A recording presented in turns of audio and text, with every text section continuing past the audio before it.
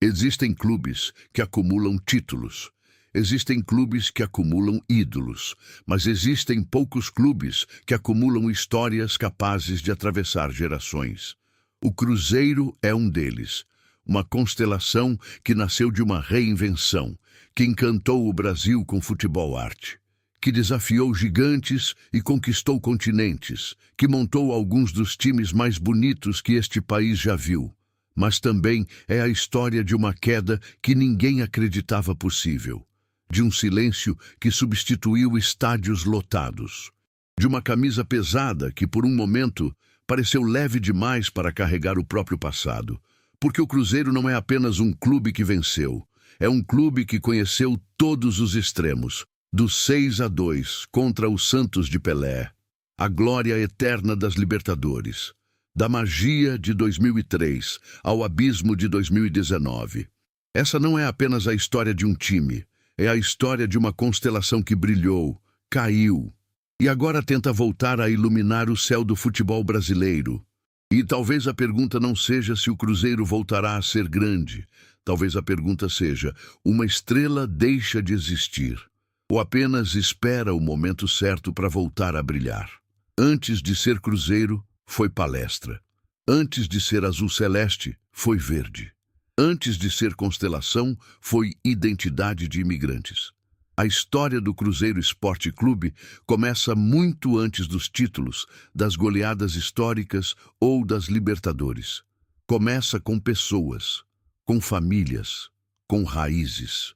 No início do século XX, Belo Horizonte recebia uma grande comunidade italiana, trabalhadores, comerciantes, artesãos, gente que trazia na bagagem costumes, sotaques e uma paixão que atravessava oceanos: o futebol. Em 1921, nasce a Società Sportiva Palestra Itália. O nome não era apenas homenagem, era afirmação cultural. O clube representava orgulho, pertencimento e união de uma comunidade que tentava se estabelecer em um país distante de sua terra natal. Nos primeiros anos, o futebol ainda era amador, mas o Palestra crescia rápido. Havia organização, disciplina e um senso coletivo forte. Enquanto outros clubes surgiam e desapareciam, o Palestra se consolidava. E logo ficou claro que aquele não seria apenas mais um time local. A rivalidade com o Atlético começou cedo. Belo Horizonte ainda era pequena, e o futebol se tornava palco de afirmação social. De um lado, um clube com identidade popular já estabelecida. Do outro, uma instituição jovem, organizada e ambiciosa. O confronto entre os dois não era apenas esportivo, era simbólico. Cada clássico ajudava a construir o que viria a ser uma das maiores rivalidades do Brasil. Mas o mundo mudaria drasticamente nos anos 40. A Segunda Guerra Mundial afetou muito mais do que fronteiras europeias. No Brasil, clubes ligados a países do eixo passaram a sofrer pressão política. O nome Palestra Itália tornou-se insustentável. Era preciso mudar. E mudanças assim não são apenas administrativas. Elas mexem com identidade, com memória, com orgulho. Em 1942, nasce o Cruzeiro Esporte Clube. O verde dá lugar ao azul. O escudo muda. O nome muda. Mas a essência permanece. A escolha do nome não foi aleatória. Cruzeiro é a constelação que guia navegadores no hemisfério sul. Um símbolo de direção, de orientação, de permanência. Sem saber, o clube estava definindo seu próprio destino. Uma estrela não brilha sozinha. Ela precisa de constelação. E o Cruzeiro começava a formar a sua. Nos anos seguintes, o clube cresceu rapidamente. A organização herdada do Palestra continuava presente. O futebol mineiro começava a ganhar nova dinâmica. O equilíbrio de forças mudava. O clássico local ganhava intensidade. O Cruzeiro não queria apenas competir, queria dominar.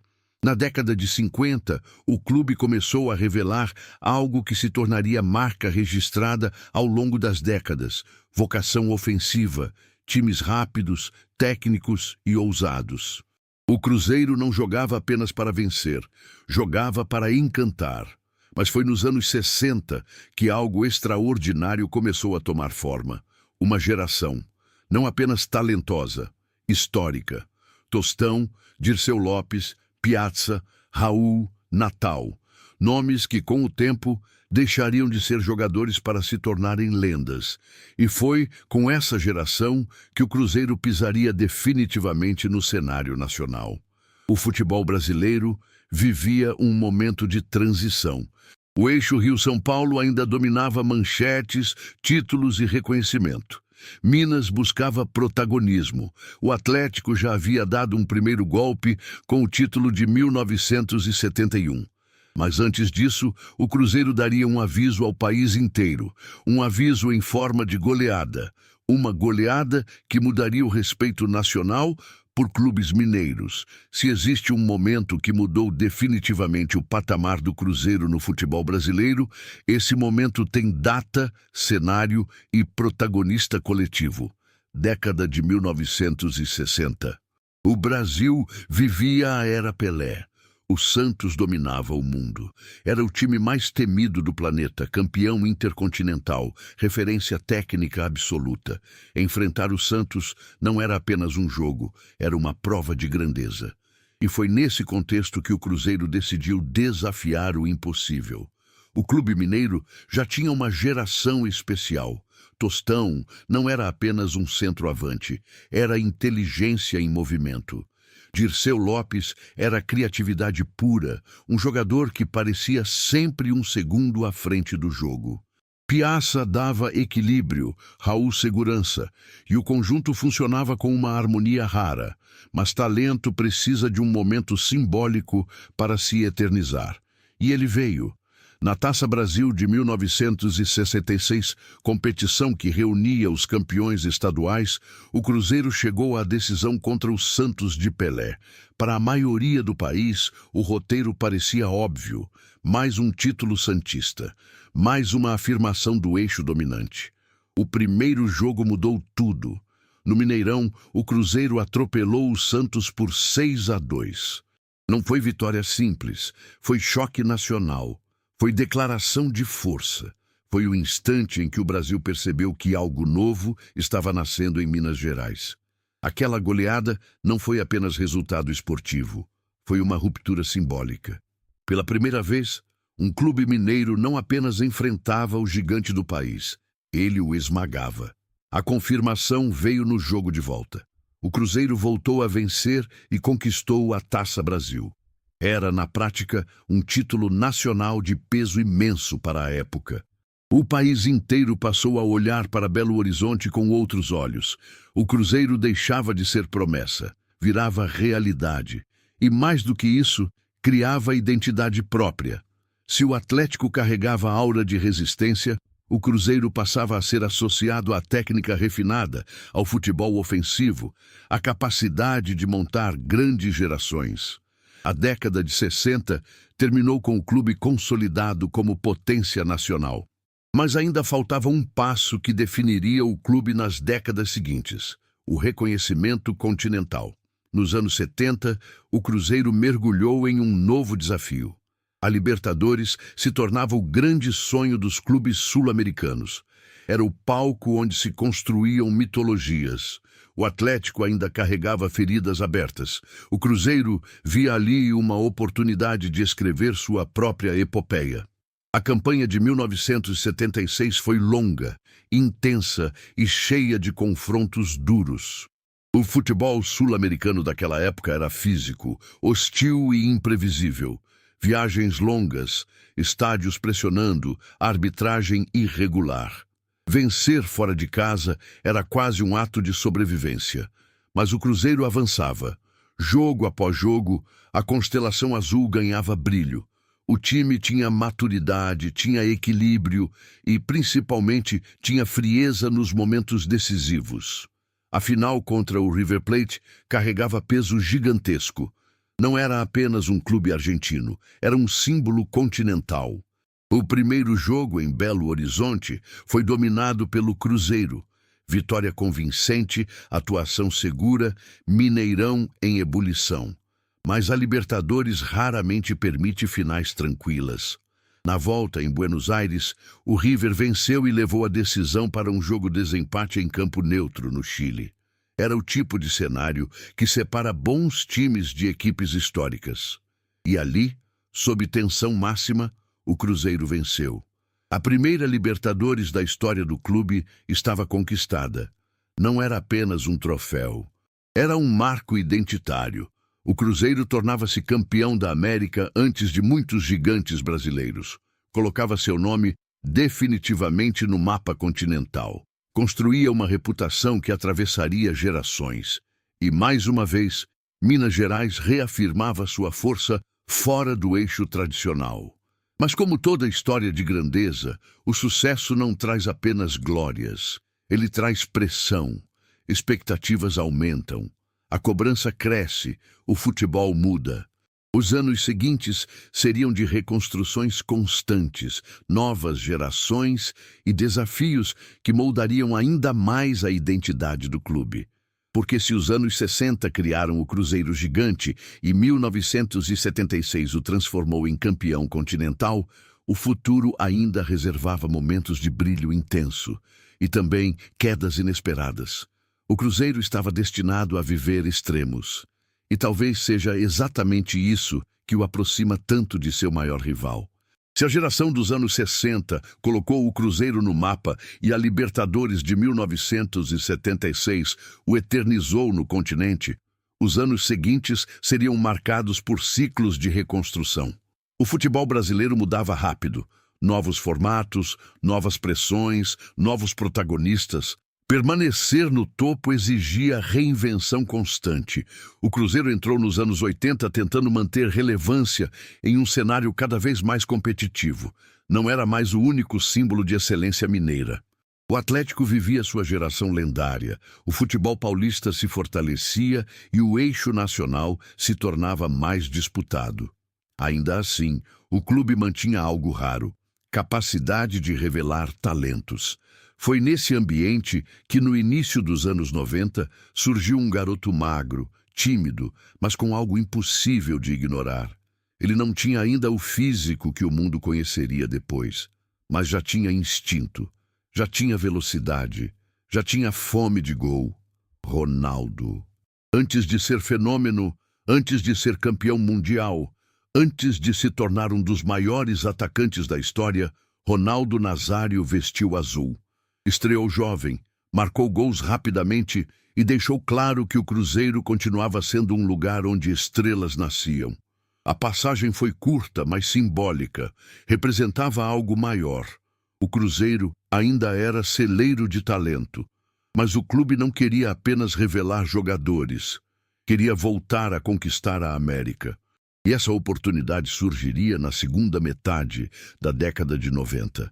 A Libertadores de 1997 começou sem o peso midiático que outras equipes carregavam. O futebol sul-americano já tinha novos protagonistas.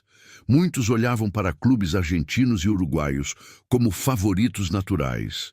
O Cruzeiro avançava quase em silêncio, mas silêncio, muitas vezes, é disfarce de maturidade.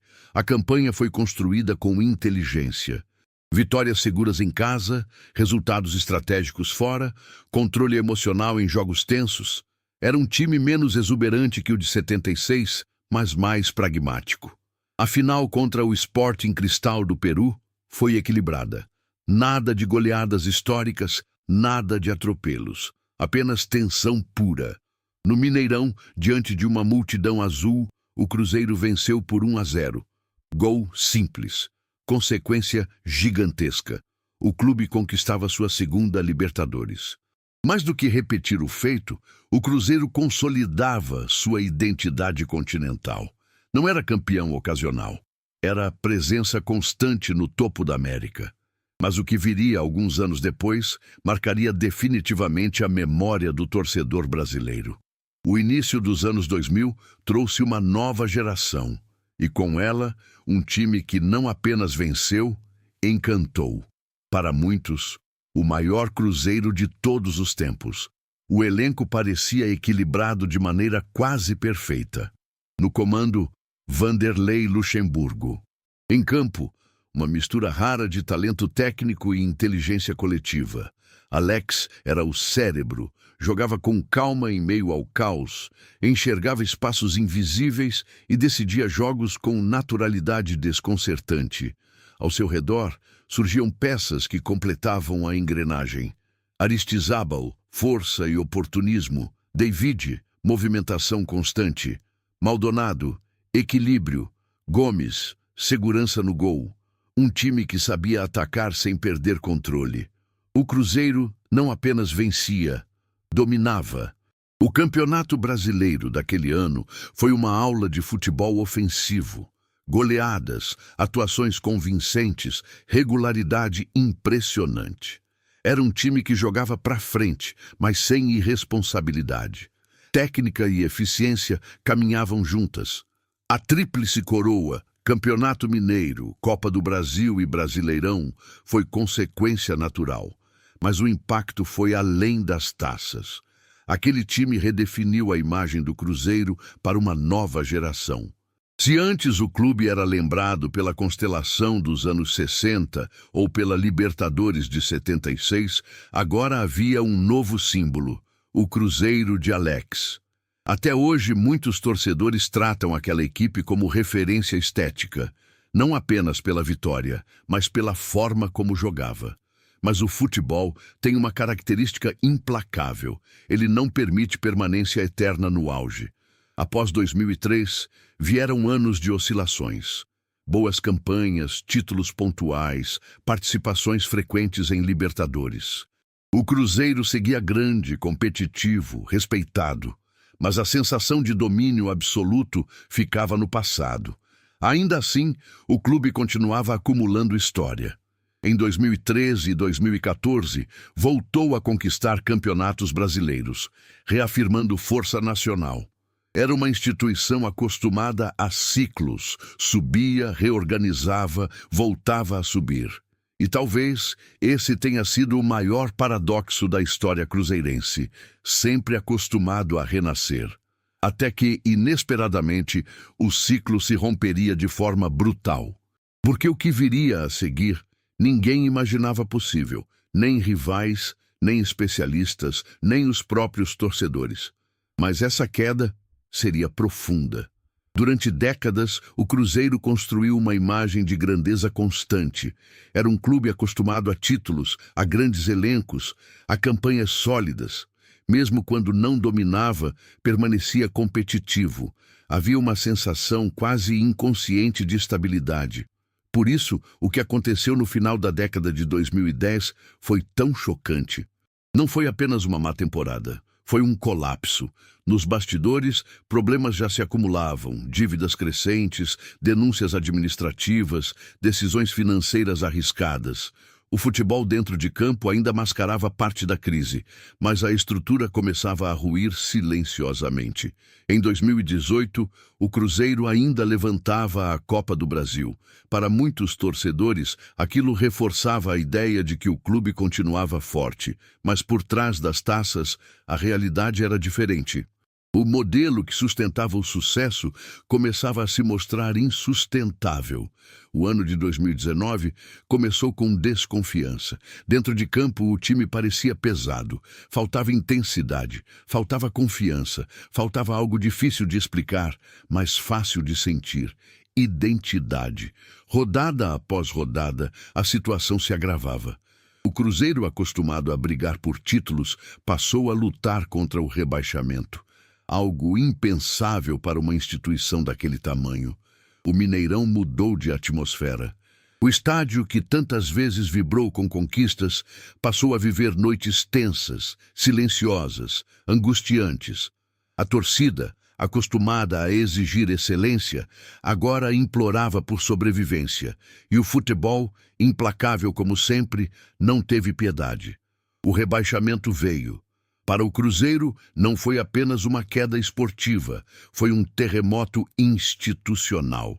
Um clube bicampeão da Libertadores, multicampeão nacional, afundava em uma crise sem precedentes. Mas o pior ainda estava por vir. Ao contrário de outros gigantes que caíram e voltaram rapidamente, o Cruzeiro mergulhou em um ciclo de dificuldades profundas. A Série B não foi apenas um ano de purgatório. Virou um período prolongado de sofrimento. Problemas financeiros impediram investimentos. Instabilidade política gerava trocas constantes de direção.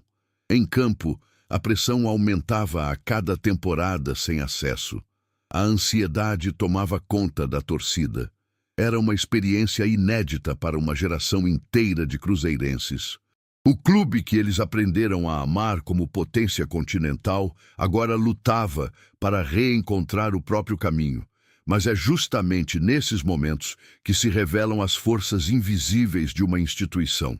Mesmo em meio ao caos, a torcida permaneceu. Lotou estádios na Série B. Cantou em fases difíceis, manteve viva uma chama que não dependia de divisão ou tabela.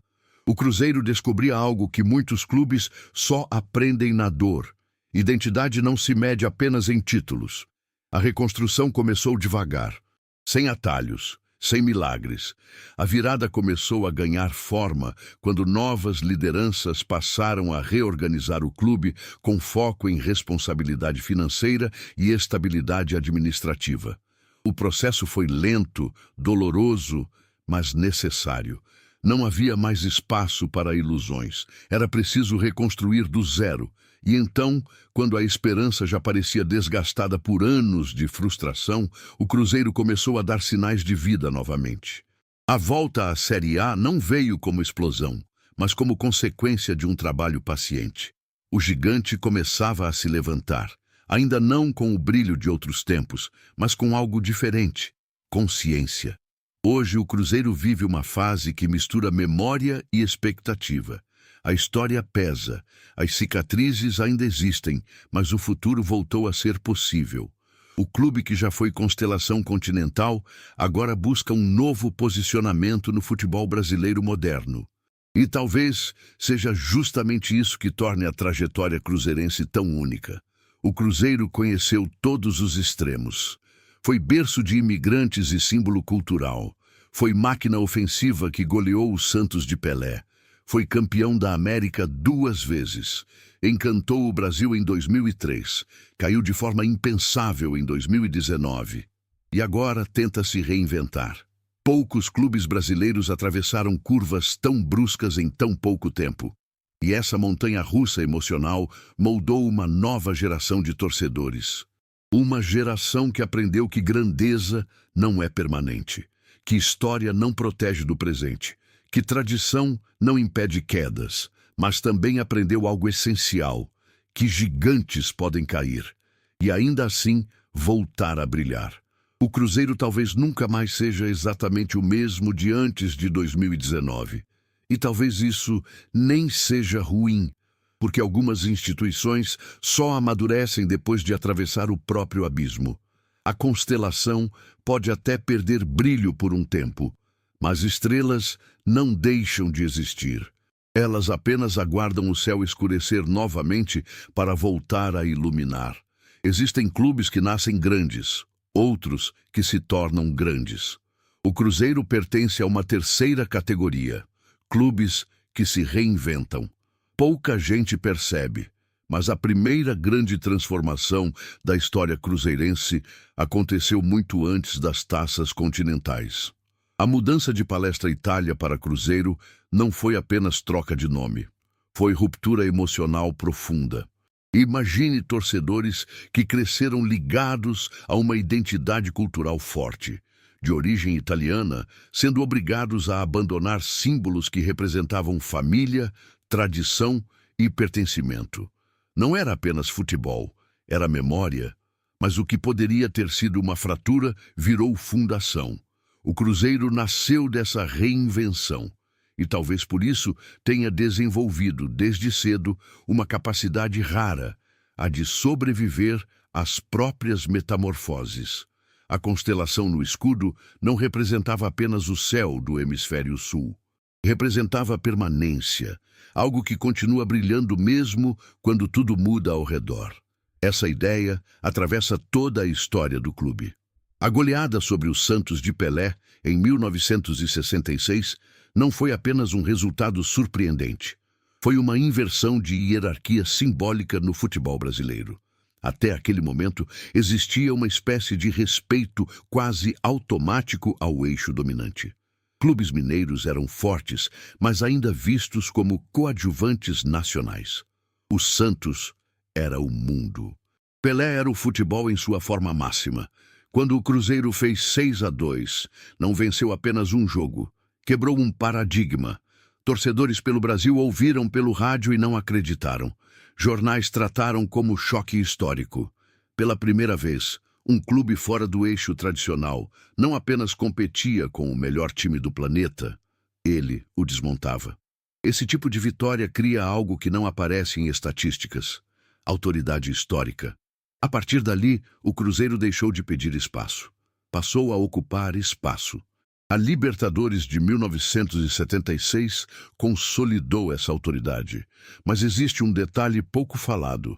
Aquela conquista não foi apenas técnica, foi psicológica.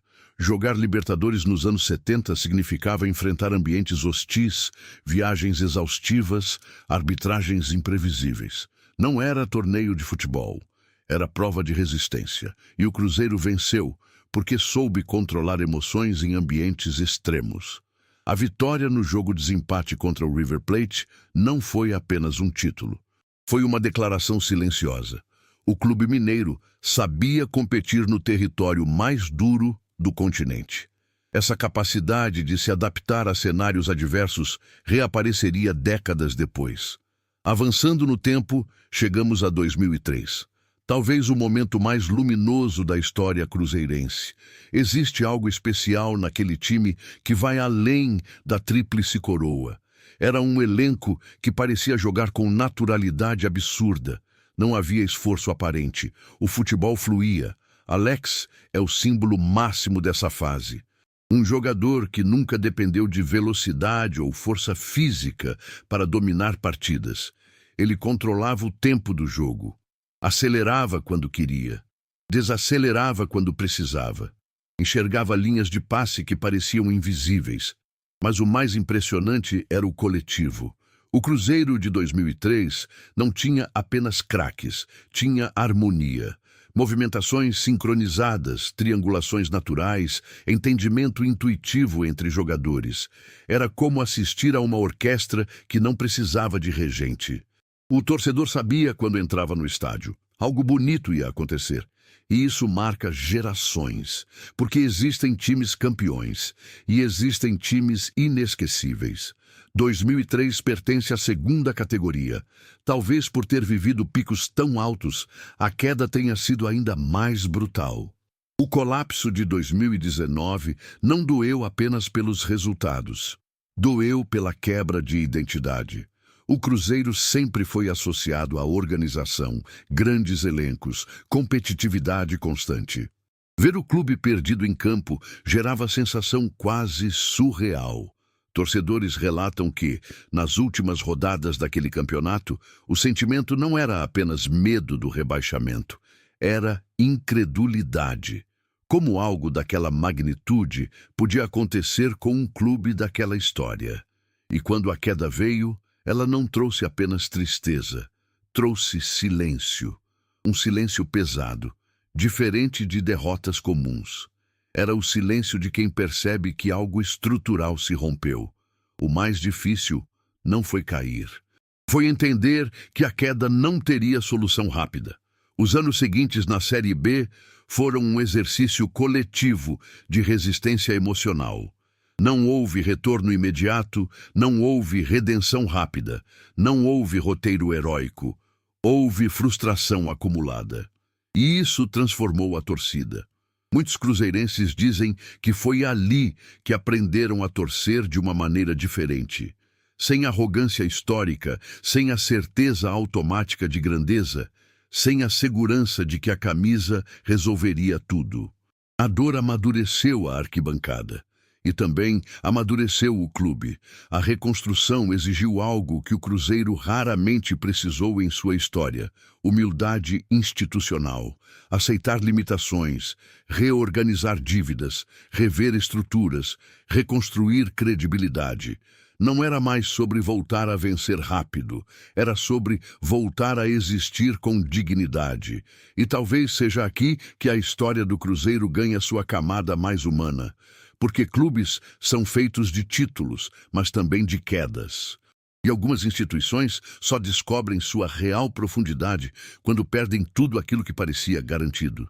O Cruzeiro que tenta se reconstruir hoje não é o mesmo de 2003. Não é o mesmo de 1976. Não é o mesmo de 1966. É um clube que carrega memória de glória e experiência de abismo. E isso cria uma identidade mais complexa, menos ingênua, mais resiliente. Se existe algo que a história cruzeirense ensina, é que grandeza não é linha reta. É ciclo, é movimento, é constelação. Estrelas não brilham sempre com a mesma intensidade. Algumas apagam por um tempo, outras reaparecem quando menos se espera.